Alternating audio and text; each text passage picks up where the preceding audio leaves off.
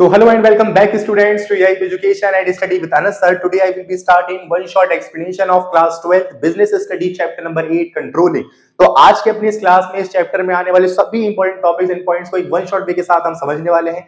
Basically बहुत easy chapter है आपका ये और बहुत नॉर्मल चैप्टर है। इसको हम जिस तरीके से समझेंगे ना, इसमें जो इंपॉर्टेंट चीजें हैं वो आपको पूरी प्रॉपर तरीके से समझ में आने वाली है। So hello and welcome back students to EIP Education and Study with Anas sir.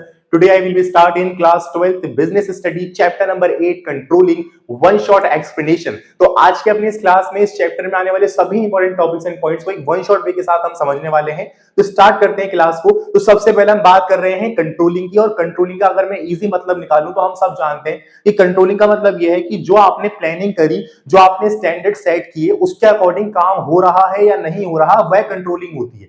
मतलब जो आपने सोचा है, उस सोचने पर जो आपने काम शुरू किया है उस पर निगरानी रखना कि हम वो कर भी रहे हैं या नहीं।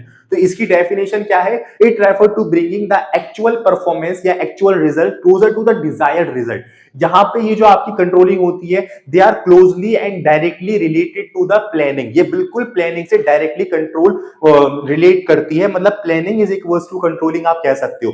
आपका सोचा हुआ काम जब ही हो पाएगा जब आप उस पर निगरानी करोगे, उस पर डिसिप्लिन के साथ काम करोगे। तो प्लानिंग है तो कंट्रोलिंग होनी चाहिए, कंट्रोलिंग है तो प्लानिंग होनी चाहिए। कहने का मतलब ये है। तो यहाँ पे ये आप इसका रिलेशनशिप अगर पूछ लिया जाए, what is the relation between the planning and the controlling, तो आप क्या लिखोगे? Planning makes the controlling easier and effective. Planning जो है वो क्या करती है? कंट्रोलिंग को इजियर और इफेक्टिव बनाती है। और यहीं पर कंट्रोलिंग जो है वो आने वाले समय के अंदर जो प्लानिंग होने वाली है उसको इफेक्टिव बनाने का, उसको इंप्रूवमेंट प्रोवाइड करने का काम करती है। तो ये आपस में डायरेक्टली रिलेटेड होते हैं। अगर आपने जो प्लानिंग तैयार करी है, इस प्लानिंग पे किसी का कोई कंट्रोल नहीं होगा तो आपकी प्लानिंग का जो गोल है वो आप कभी भी अचीव नहीं कर पाओगे। और यदि आपने प्लानिंग बनाई है और उस पर आपका कंट्रोल है तो आप एज वेल एज अपना गोल भी अचीव कर पाओगे। तो प्लानिंग जहां पर है वहां पे कंट्रोलिंग होना बहुत ज्यादा जरूरी होता है।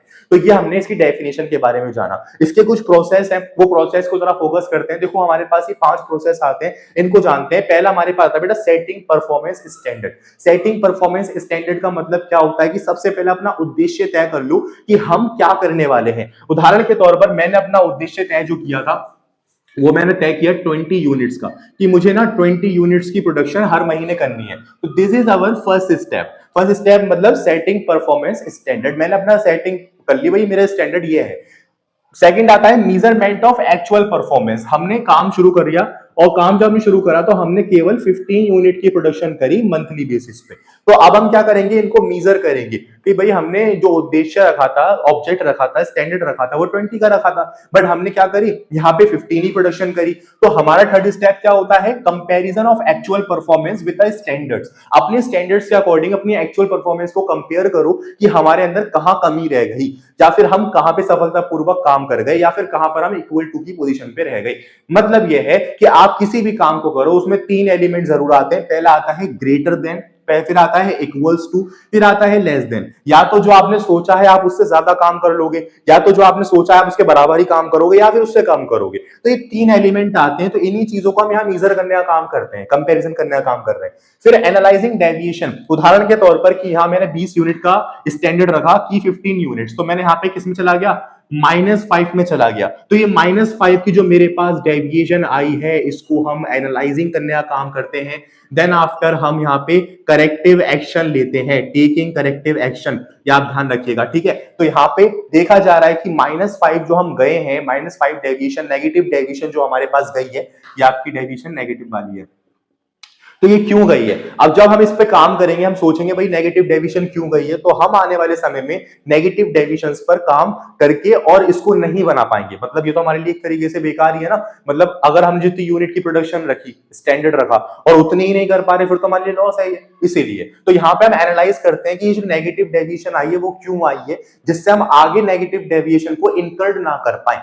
दूसरी चीज, ये आपका दूसरे केस में कैसे होगी? मान लो 20 यूनिट की प्रोडक्शन थी, आपने 20 यूनिट कर दिया भाई प्रोडक्ट। तो अब यहां से आप देखोगे भाई मैंने ऐसा क्या किया जो कि मैंने जितना स्टैंडर्ड रखा मैं उतना काम कर गया। तो वो होती है हमारी equals to deviation, equal deviation उसको हम कहते हैं। यहाँ पे तीसरा केस अगर मैं बोलूं तो 20 यूनिट की जगह आपने कर दिया 25 यूनिट प्रोडक्शन, तो यहां पर आएगी आपकी +5 डेविएशन, इसको हम पॉजिटिव डेविएशन के नाम से भी जानते हैं। और यहां पर भी हम एज वेल एज एनालाइज ही करते हैं, यानी कि एनालाइज जो है आपको सभी में करना है। अगर मेरे अंदर कोई कमी हुई है, मेरे अंदर कोई कमी होने की वजह से मेरे प्रोडक्शन पर कोई कमी आई है, तो यहाँ पे हम वो भी देखेंगे कि अपनी कमी को सुधार के हम आने वाले समय में इससे बेहतर कर पाए। अगर मैंने जो स्टैंडर्ड रखे थे मैं उसके बराबरी पर आ गया, तो फिर मुझे ये देखना है कि मैं और क्या अच्छा करूं जिससे मैं पॉजिटिव पर जाऊं।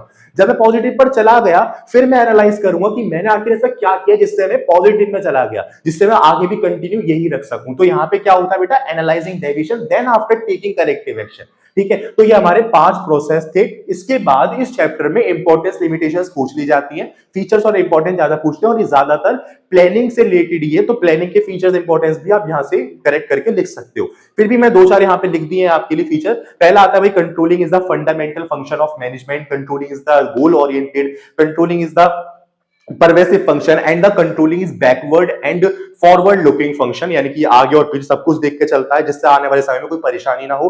एंड देन ये भी लिख सकते हो आप यहाँ, controlling is closely related to the planning, ये भी हम लिख सकते हैं। इंपॉर्टेंस क्या बन गई भैया, making efficient use of resources, improving employ motivation, ensuring order and discipline, and the controlling is a pervasive function, they use the business activity and as well as non business activities. इन सब चीजों को भी हम consider कर सकते हैं। तो ये था आपका प्रॉपर तरीके से बेटा कंट्रोलिंग चैप्टर। इसमें हमने सारी वो चीजें कवर करी है जो आपके एग्जाम पॉइंट ऑफ व्यू से एमसीक्यू बेस पर या थ्योरेटिकल बेस पर क्वेश्चन पूछ लिए जाते हैं। तो होपफुली आपको समझ में आया होगा। हमेशा ध्यान रखना कि कंट्रोलिंग का अगर कोई केस भी आएगा तो उसमें आपको स्टैंडर्ड के ऊपर दिया जाएगा, भाई इतने स्टैंडर्ड थे, इतना काम किया, इतना डेविएशन आई, ये इस तरीके से पूरी कहानी बना देंगे, तो आप समझ जाओ कि कंट्रोलिंग की बात हो रही है। ठीक है, तो होपफुली मैं जानता हूं आपको सभी चीजें समझ में आई होंगी, बट फिर भी कहीं कोई टॉपिक में डाउट रह गया हो तो आप मुझे जरूर बता दीजिएगा, मैं आपके उस डाउट को उसी दिन क्लियर करने की कोशिश करूंगा।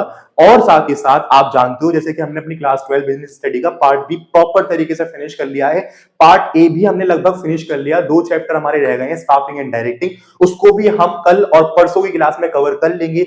तो बिल्कुल टेंशन लेने की जरूरत नहीं है, सभी चीजें आपको आती हैं, सब चीजें हमने करी हैं और सभी चीजों को हमने समझते हुए पढ़ा है। कोई टेंशन नहीं लेनी, अपना एग्जाम बढ़िया तरीके से टेंशन फ्री होकर करना है, और जितना पढ़ना है वो 27 तारीख तक पढ़ लो। 28 तारीख की सुबह में बिल्कुल 2-4 चीजें रीड आउट करके अपने घर से ही पढ़ के जाना और चुपचाप तरीके से अपना एग्जाम कर देना। ये नहीं बुक लेके जा रहे हो एग्जाम करने के लिए, वो सब चीजें अच्छी नहीं होती। ठीक है, तो मिलते हैं अपनी नेक्स्ट क्लास में और भी नेक्स्ट इंपॉर्टेंट चैप्टर के साथ जो हमारे 2 बच रहे हैं, और फटाफट से अपनी क्लास 12 बिजनेस स्टडी कोर्स को फिनिश करते हैं। Thank you.